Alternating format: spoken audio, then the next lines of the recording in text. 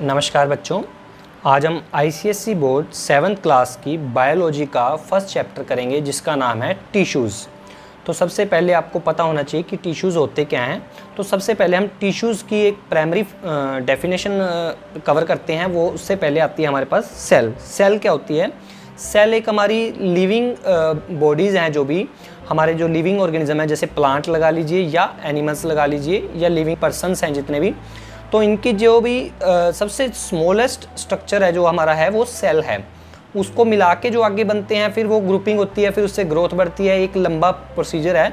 तो सबसे हमारा स्मॉलेस्ट पार्टिकल है जो लिविंग ऑर्गेनिज्म में, वो है सेल। तो cell is the basic structure and functional unit of life. इसको हम कह सकते हैं कि बेसिक स्ट्रक्चर है और हमारी फंक्शनल यूनिट है। और यदि हम सेल की ग्रुपिंग कर दें, सेल का एक गुच्छा या बंचेस बना दें, तो बट उनका स्ट्रक्चर सिमिलर हो और वन पर्पस के लिए काम करें, वन साइड की ग्रोथ के लिए काम करें, achieve a particular function is called tissues. तो group of cells is called tissues. और यदि हम प्लांट टिश्यूज की बात करें, अभी हम प्लांट टिश्यूज की यहाँ डिस्कशन करते हैं। तो प्लांट टिश्यूज हमारे बेसिकली 2 टाइप्स के होंगे, मेरिस्टेमेटिक और परमानेंट। अब इनके कैरेक्टरिस्टिक्स को भी हम वन बाय वन डिस्कस करते हैं। तो मेरिस्टेमेटिक क्या होता है, यहाँ पे बात करते हैं। Another group of cell which are formed after meristematic cells divide. Meristematic cells के डिवीजन के कारण जो बनते हैं, get differentiated for performing different functions, और अलग अलग हो जाते हैं अपने अपने कामों के कारण, अपने अपने कार्यों के कारण, वर्किंग के कारण। These cells constitute tissues. इन सेल्स के ग्रुप से जो टिश्यूज बनते हैं उसको कहते हैं हम परमानेंट टिश्यू, वो बाद में पढ़ेंगे हम। तो उससे पहले जो हमारी मेरिस्टेमेटिक टिश्यू कौन से होंगे? जो डिफरेंशिएट होते हैं, जो मतलब टूटते हैं, ब्रेकेज होते हैं, और ब्रेकेज कर करके बार बार अलग अलग ग्रुप में फिर उनको ग्रोथ देते हैं, फिर वो ब्रेकेज करते हैं, फिर वो ग्रोथ करते हैं। इससे हमारी बॉडी की ग्रोथ होती है। एक छोटा सा बच्चा जब पढ़ते पढ़ते बड़ा हो जाता है, जैसे एक छोटा सा प्लांट है, और वो बढ़ता कैसे, उससे क्या, उसकी एक सेल की डिवीज़न होती है, फिर उसकी एक सेल दूसरी सेल फिर ग्रोथ करती है, फिर उसकी डिवीज़न होती है, फिर ग्रोथ करती है।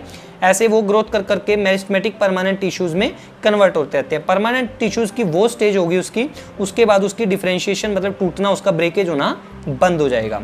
तो इसके बेसिकली 3 टाइप है मेरिस्टेमेटिक के, एपिकल मेरिस्टेम, इंटरकैलरी मेरिस्टेम और लेटरल मेरिस्टेम।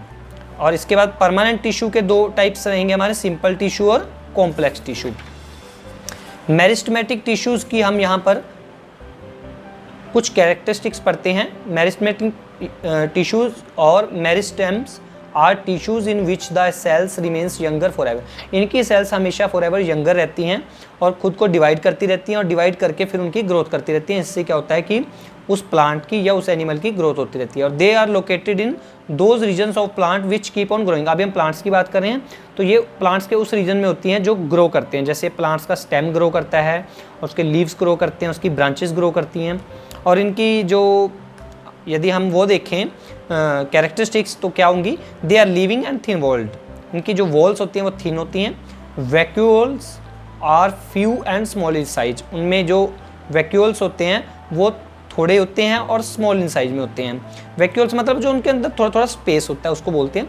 और इनके साथ डेंस प्रोटोप्लाज्म। प्रोटोप्लाज्म में एक लिक्विड होता है उसी के अंदर, और डेंस होता है, मतलब हैवी डेंसिटी में होता है वो। और कॉन्स्पिकस न्यूक्ली, और न्यूक्ली भी इनका लार्ज टाइप में होता है। और the cells are spherical, oval and polygonal in shape. ये इस शेप में भी हो सकती हैं, ओवल में भी हो सकती हैं।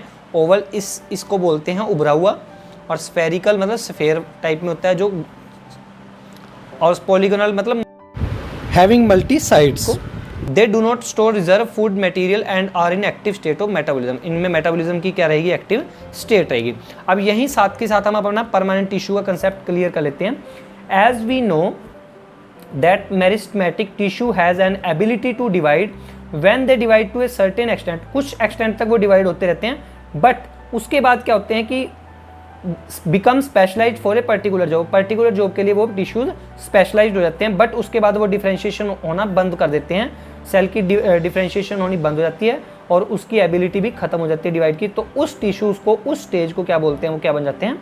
Permanent tissues. और परमानेंट टिश्यूज़ 2 टाइप के रहेंगे हमारे, सिंपल और कॉम्प्लेक्स। तो आज के लिए इतना ही, बाकी हम अगले पार्ट में कवर करेंगे। धन्यवाद। जय हिंद, जय भारत।